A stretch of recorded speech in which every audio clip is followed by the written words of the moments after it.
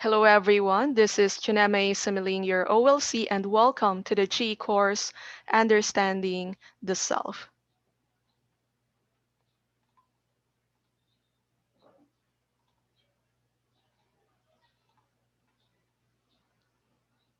So after this discussion, as learners, you are expected to first define physical self, second, explain the importance of the physical self, then lastly, demonstrate critical reflective thought in integrating the various aspects of the physical self.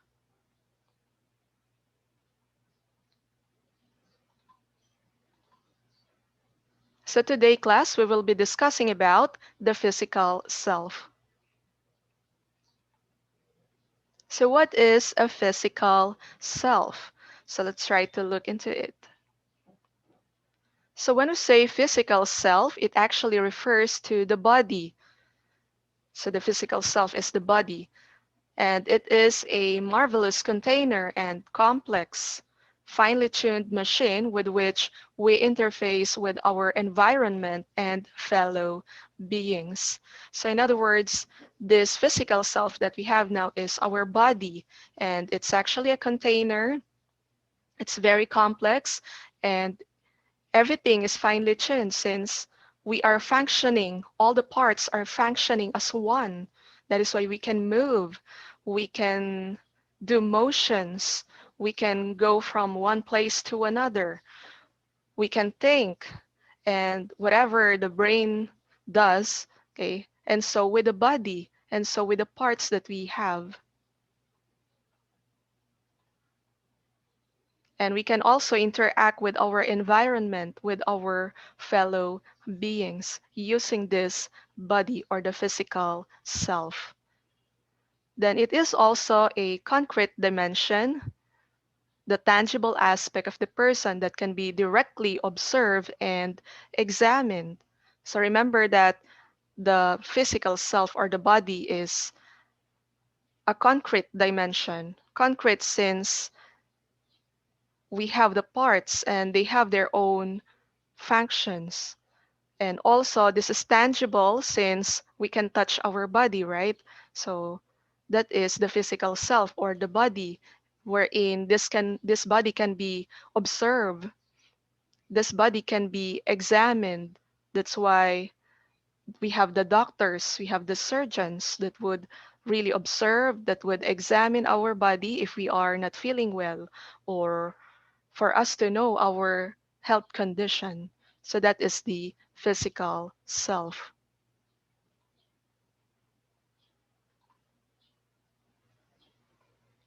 Now, another meaning for the physical self,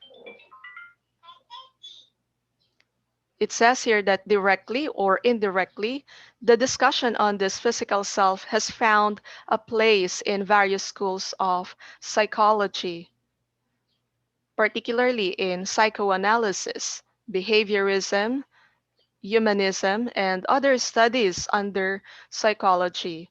So, with some of its most ardent exponents and followers dealing with the issue in varying proportions.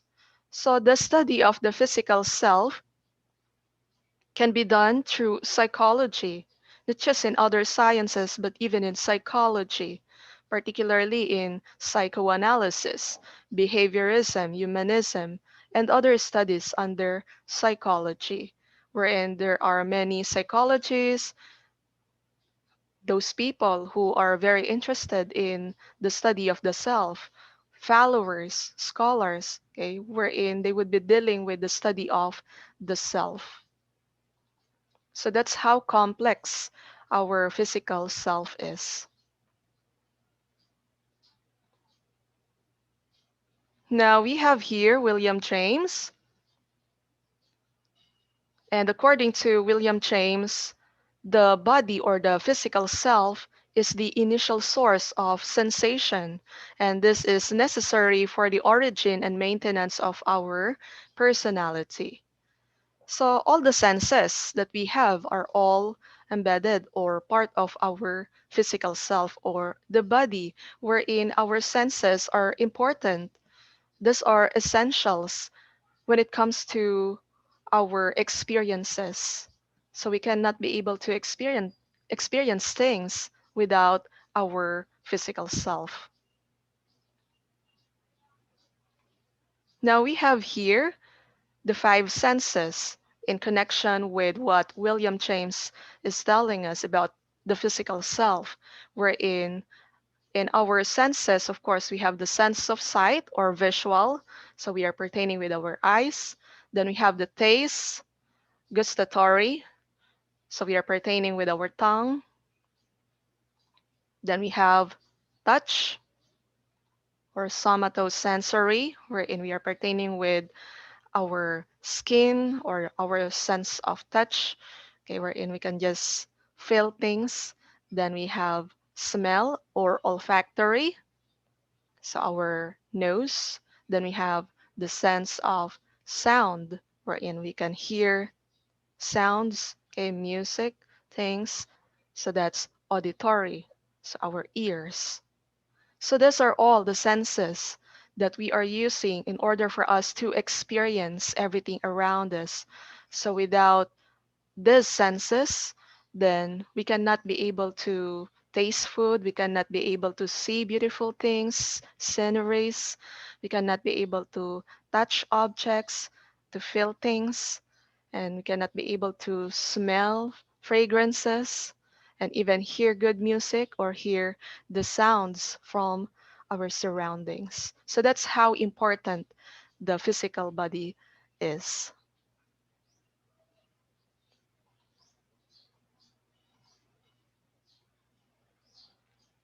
Now we have here another idea coming from William James, wherein he said that the body is dependent to the mind or subservient to the mind. And a good example of this would be the use of mental concentration, wherein William James considered the body or the physical self being dependent to what the brain would tell us to do. And when we say mental concentration, this is something to do on focusing. If we are so much focused on something, then we cannot be able to mind other things, mind our surroundings, because our attention, our focus is on this. And a good example of mental concentration has something to do with the pain. For example, isn't it that there are people who are already immune to pain, wherein they couldn't be able to feel? Maybe in some ways, yes, they feel the pain, but it's like they are not hurt. They're not feeling the pain. And you call that as having this high tolerance in pain, wherein no matter how painful it is being on their body, okay, or having this pain on their body, still they wouldn't mind the pain or they wouldn't feel the pain. So they have this high tolerance in pain. And there are also people who have this low tolerance in pain, that when this pain is induced to the body, they would immediately feel it. They would react. They are in pain. So you see, you call that as mental concentration as to those people who have high tolerance in pain. Now let's have a good example of mental concentration wherein people wouldn't mind the pain having induced to their body. A good example of this would be people or yeah, soldiers in battle, okay, or people, okay, who would go to battle wherein they are so much focused on fighting rather than the gunshots, maybe rather than the bruises, okay. So they're no longer feeling those pains because they're so much concentrated on fighting that they have to beat their enemies. Then also the boxers in the ring. Isn't it when you are watching a round, okay, of boxing, then it's like they're not feeling any pain, right? During the fight. And as the fight continues, as the fight progresses, they are so much into it. They are so much focused on winning, on beating the enemy, beating the other party, so that they can be able to win. So they are no longer feeling any pain on their body. So you call that as mental concentration because there's so much focus on this that they are no longer feeling any pain on their body. So that's mental concentration. Now for James, the body is an expressive tool of indwelling consciousness, and good physical health is something that wells up from every part of the body of a muscularly well-trained human being and soaks this indwelling soul in him with satisfaction. And this is an element of spiritual hygiene of supreme significance. So that's according to William James. So the physical self or the body is the indwelling of our consciousness. So without the self, the physical body, then it's possible for us to have the consciousness. Because where do we put the consciousness? It's inside our body.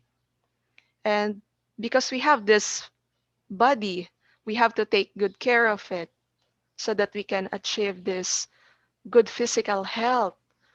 And that would help our consciousness to work properly, to function properly, and even our soul, okay, it dwells inside this body. That's why there's really,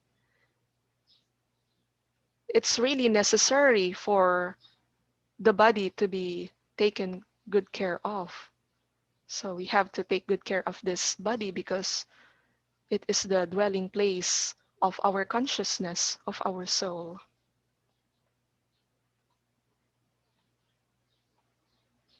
Now we have here Sigmund Freud. I know that you're so much familiar with him. So for Sigmund Freud, the physical self or the physical body is the core of human experience.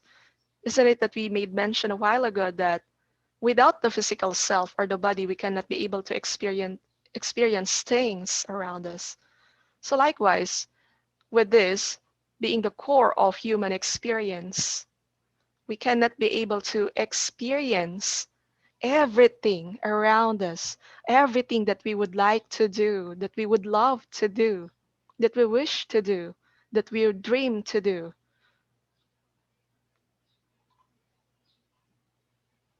Without the body, then we cannot achieve all those. So it's really the core or the central core of human experience. It's the center of all experiences. And the ego is first and foremost a body ego. So everything, okay, how we perceive things, how we think of ourselves, our identity, it always begins with the physical self. It always begins with the body. So first and foremost, it's the body ego. That's why we can describe or characterize ourselves apart from other people. We can identify ourselves from other people.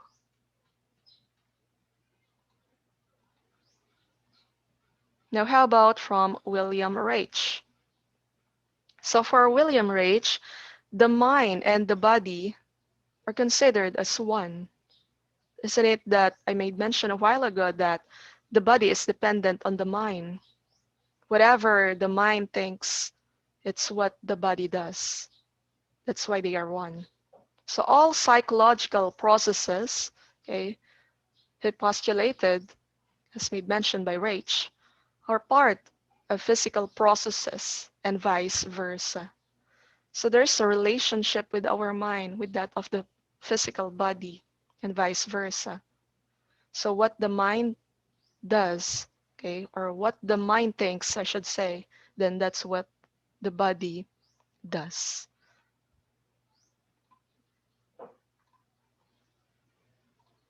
So for Rach, body is important or essential. This is an essential dynamic. It's very dynamic to explore. And in all psychological functioning, and it plays a critical role in storing and channeling the bioenergy, which is the basis of human existence and experience. So without this container, without this body, then we cannot have human experience, human existence. I don't even know, I cannot even imagine how are we going to exist on earth? How are we going to experience all these things around us? So that's how important the body is. Now I have here a question for you to ponder. What do you have in mind about dying? Again, what do you have in mind about dying? So I want you to ponder on this question, and later on, okay, we'll discuss. So let's find out your thoughts about the idea of dying, or what we call death.